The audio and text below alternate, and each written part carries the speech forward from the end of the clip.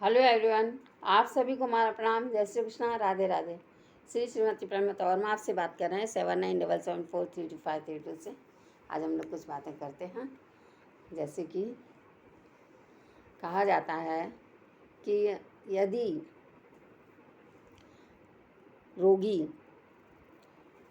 का वैद्य के साथ संबंध हो जाता है,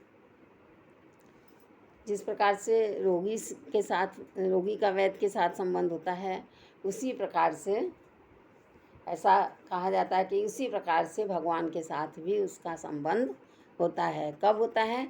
जब वो निर्बल होता है।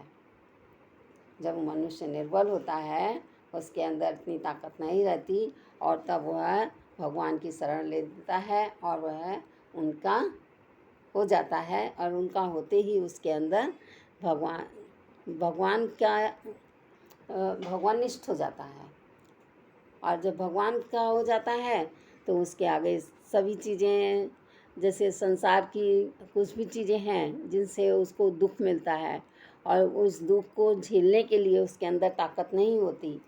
तो संसारिक दुख को झेलने की जब ताकत नहीं रह जाती है, उसके अंदर बल नहीं होता, शक्ति नहीं होती, वो क्षीण हो जाता है, और कोई दूसरा उसका हल निकालने वाला नहीं होता, तो वो भगवान की शरण हो जाता है।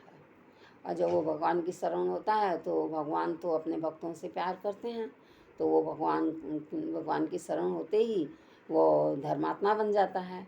और धर्मात्मा होते ही जब इसी प्रकार से उस पर शंका होती है, तो 18वें अध्याय में देखिए, भगवान अर्जुन से कहते हैं कि यदि तुम अहंकार करोगे तो मुझसे छूट जाओगे, मुझसे दूर हो जाओगे, तुम्हारा पतन हो जाएगा।